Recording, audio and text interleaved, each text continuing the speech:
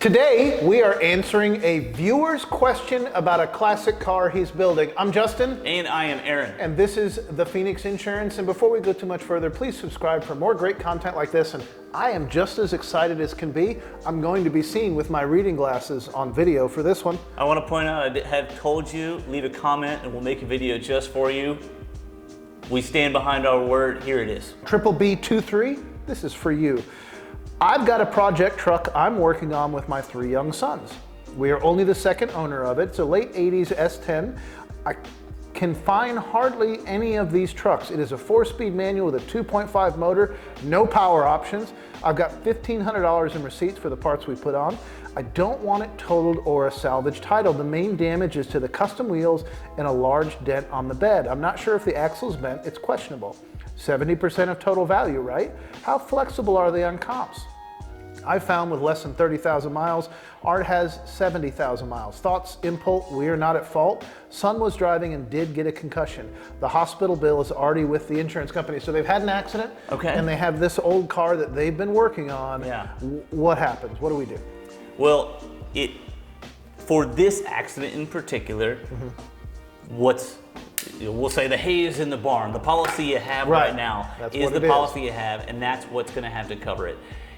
I don't have all of the details, so I'm going to work off of some assumptions here. So bear with us. Oh yeah, poster, please bear with me if I've got some things wrong on here. But generally speaking, with what I know about this, first thing I want to focus on is we're probably dealing with just a regular run-of-the-mill standard lines daily driver auto policy. I'm thinking that because he's got 3 young sons that are going to be driving this vehicle as well, and most collector car policies are going to want drivers that are 25 years and older to put on the policy. That's Anybody under 25, they want to exclude them. So they're not at fault. I'm assuming that it's someone else hit them.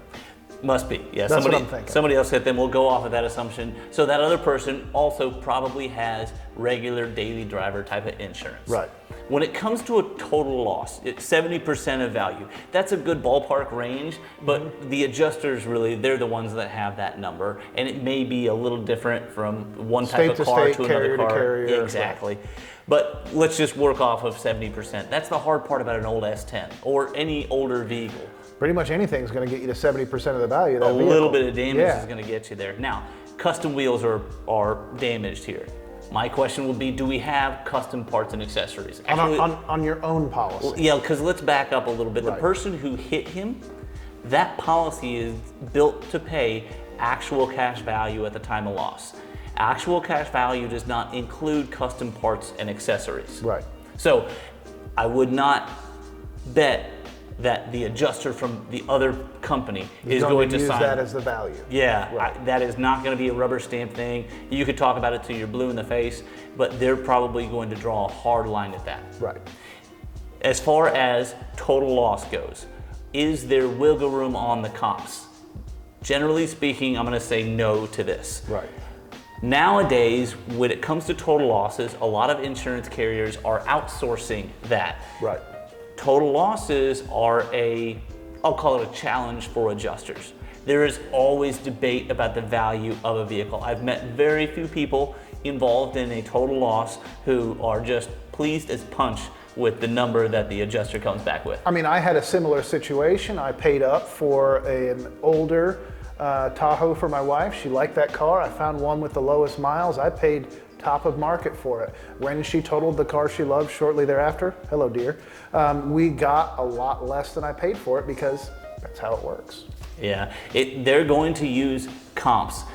Most insurance companies have outsourced the total loss process, the process of determining the value of that vehicle, to a company called CCC. Don't ask me what that means, I couldn't tell you.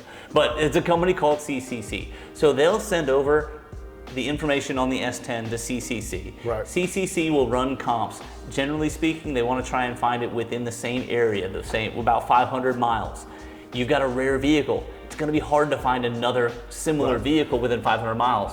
Rare, but not necessarily desirable. Not saying anything against your S10, but there's not going to be a whole lot of them out there because they got used up. So finding comps on them is going to be tough. Because the ones that are out there, if there are several of them in your area, I'd be shocked if many 80s S10s had as little as 30,000 miles. So that vehicle is going to be a very hard one to find true comps on, because obviously it's a project.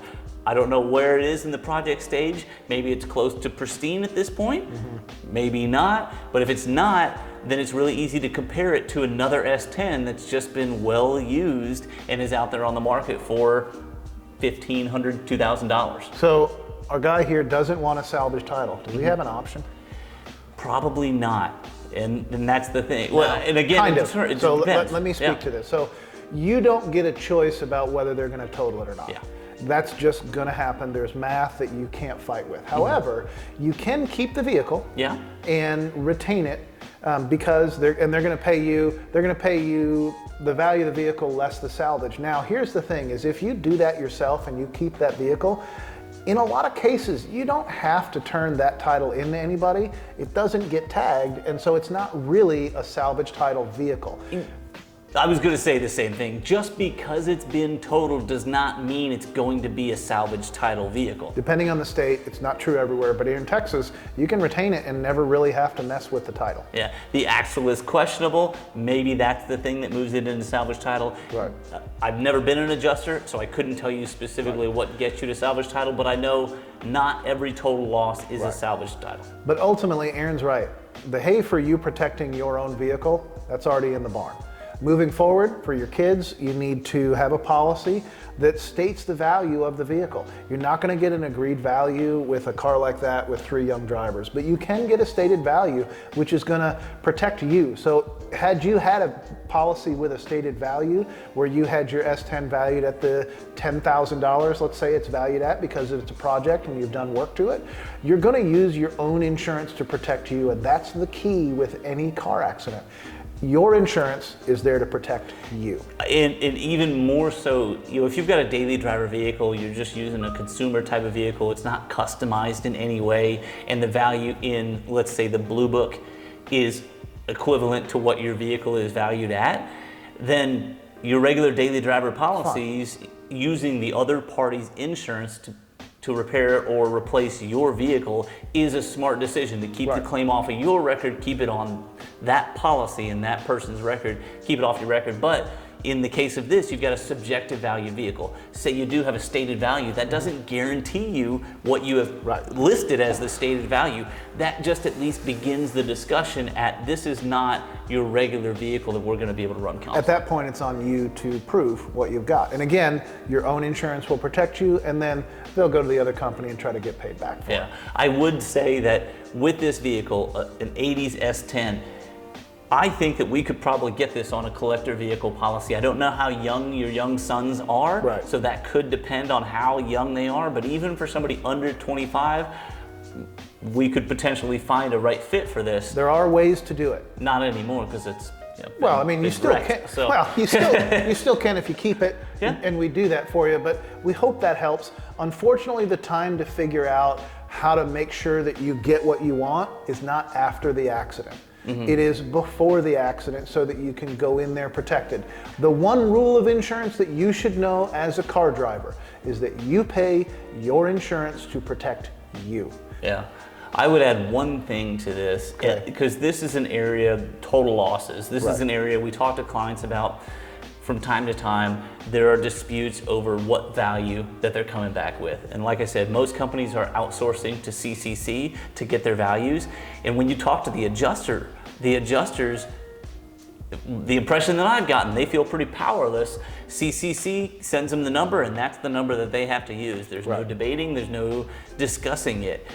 What I have found as an independent agent being able to work for our clients is I've got resources. I've got representatives at the company that I can call and I can talk to, and I can ask them for considerations. I can ask them to consider the subjective value of this vehicle, or if it's a stated value, the value we put on it. And so I can have a little bit more pull as an independent agent working with carriers, because my carriers know they're not the only game in my office, that I have other options and I will use them if I can't get what I need for my clients. So that is one of the values of working with an independent agent, to have somebody who actually works for you, helping you navigate a claim like this.